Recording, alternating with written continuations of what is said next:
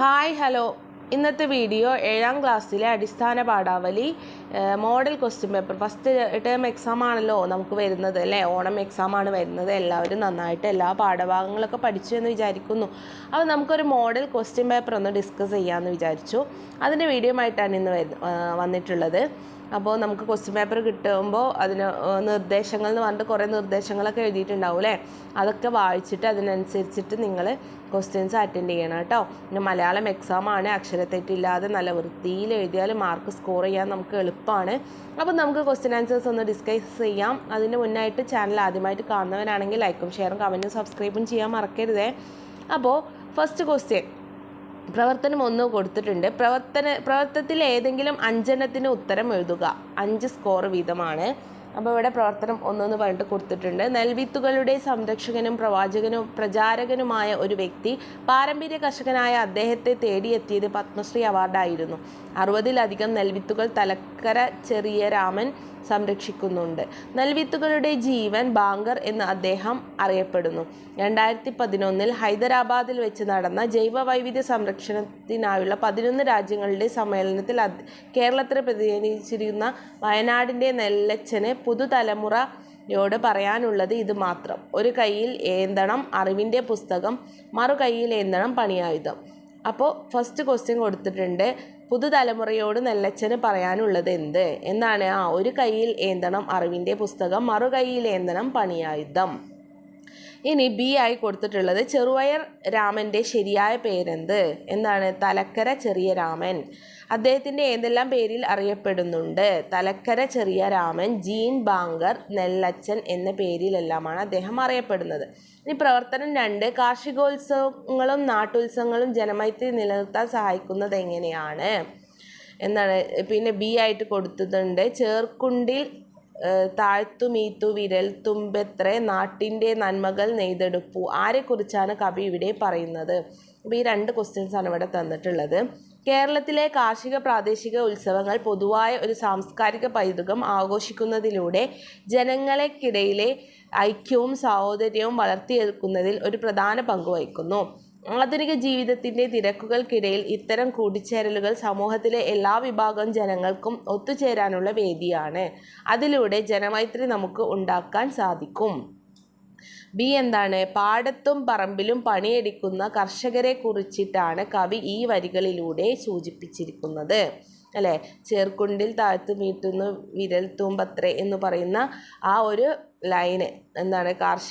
കർഷകരെ കുറിച്ചിട്ടാണ്. പ്രവർത്തനം 3 നാട്ടിലെ പ്രായം ചെന്ന കൃഷി മുത്തച്ഛനെ കാണാനും വിവിധ കൃഷിരീതികൾ, പണ്ടത്തെ വിത്തിനങ്ങൾ, കൃഷി ഉപകരണങ്ങൾ, വിത്തു സംരക്ഷണം എന്നിവയെക്കുറിച്ച് കൂടുതൽ അറിയാനുമായി ഒരു യാത്ര നടത്താൻ മലയാളം ക്ലബ്ബ് തീരുമാനിച്ചു. അവിടെ ചെല്ലുമ്പോൾ കാര്യങ്ങൾ അന്വേഷിക്കാൻ ഓരോരുത്തരും 10 ചോദ്യങ്ങൾ ഉൾപ്പെടുന്ന ചോദ്യാവലി തയ്യാറാക്കി കരുതാൻ അധ്യാപിക ആവശ്യപ്പെട്ടു. നമുക്ക് ആ ചോദ്യാവലി തയ്യാറാക്കാം. അപ്പോൾ നിങ്ങളോട് ഈ കൃഷിയുമായി ബന്ധപ്പെട്ടിട്ട് 10 ക്വസ്റ്റ്യൻസ് ഉണ്ടാക്കാൻ പറയുന്നുണ്ട്. 1. താങ്കളുടെ പ്രധാന കൃഷികൾ ഏതെല്ലാം? ഏതൊക്കെ വിളകളാണ്? കൃഷിക്കായുള്ള മുന്നൊരുക്കങ്ങൾ ഏതെല്ലാമാണ്? എങ്ങനെയാണ് മണ്ണ് ഒരുക്കുന്നത്? വിളവെടുപ്പും വിള സംസ്കരണവും എങ്ങനെയാണ് ചെയ്യുന്നത്? ജലസേചനത്തിന് ഏത് രീതിയാണ് ഉപയോഗിക്കുന്നത്? കൃഷിക്കായുള്ള സർക്കാർ പദ്ധതികളുടെ പ്രയോജനം നിങ്ങൾക്ക് ലഭിക്കാറുണ്ടോ? വിളകൾ എവിടെ നിന്നാണ് ലഭിക്കുന്നത്? വില നിശ്ചയിക്കുന്നത് ആരാണ്? തുടങ്ങിയ 10 ക്വസ്റ്റ്യൻസ് നിങ്ങൾക്ക് ഉൾപ്പെടുത്താം. അടുത്തത് നോക്കാം. പ്രവർത്തനം 4 ജീവചരിത്രക്കുറിപ്പ് തയ്യാറാക്കുക. CR രാജഗോപാലൻ 1957-2023 അല്ലേ. പിന്നെ ലോർ ഗവേഷകനും എഴുത്തുകാരനും അധ്യാപകൻ. ഗോത്രകലാ വിടവുകൾ, ദേശ സൗന്ദര്യബോധം, മുടിയേറ്റ്, നാടോടി നരങ്ങ് എന്ന് പറഞ്ഞിട്ട് അദ്ദേഹത്തിൻ്റെ കുറിച്ചുള്ള കുറച്ച് കാര്യങ്ങൾ പോയിന്റ്സ് ആയിട്ട് ഇവിടെ തന്നിട്ടുണ്ട്. ഇനി അത് വികസിപ്പിച്ചെഴുതാനാണ് പറഞ്ഞിട്ടുള്ളത്.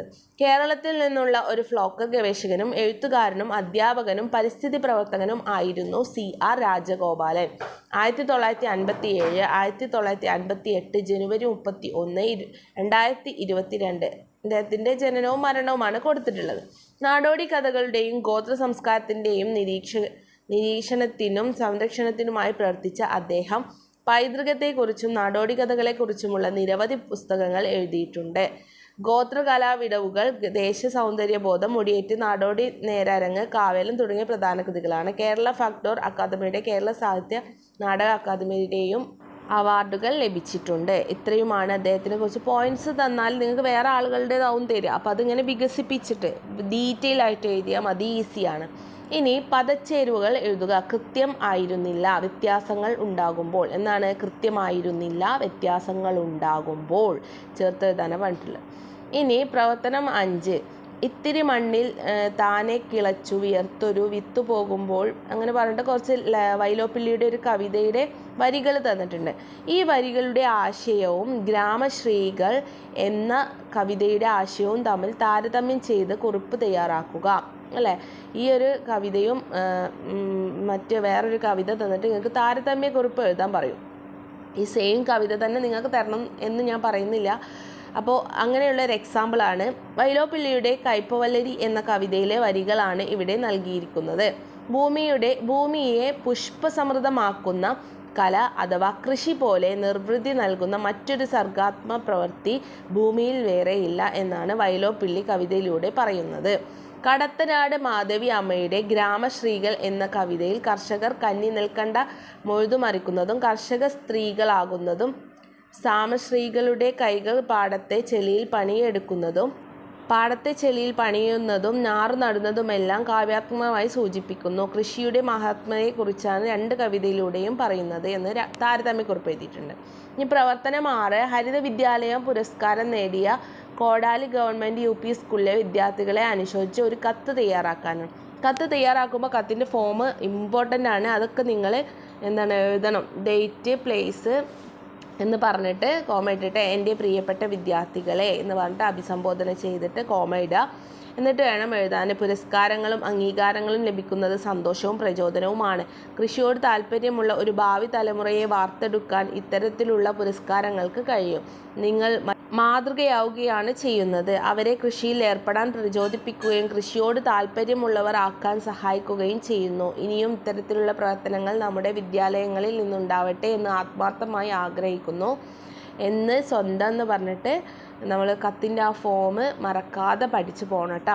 ഇതൊക്കെ ഇമ്പോർട്ടൻ്റ് ആയിട്ട് വരും എന്നുള്ള ഉറപ്പുള്ള ഭാഗങ്ങളാണ്. സെയിം കണ്ടൻ്റ് ആവില്ല, ഡിഫറെൻറ്റ് കണ്ടൻ്റ് ആവും. അപ്പോൾ ചാനൽ ലൈക്ക് ചെയ്യുക, ഷെയർ ചെയ്യുക, കമൻറ്റ് ചെയ്യുക, സബ്സ്ക്രൈബ് ചെയ്യുക. അടുത്ത വീഡിയോ ആയിട്ട് നമുക്ക് കാണാം. എല്ലാവർക്കും ഓൾ ദി ബെസ്റ്റ്. വിജയ.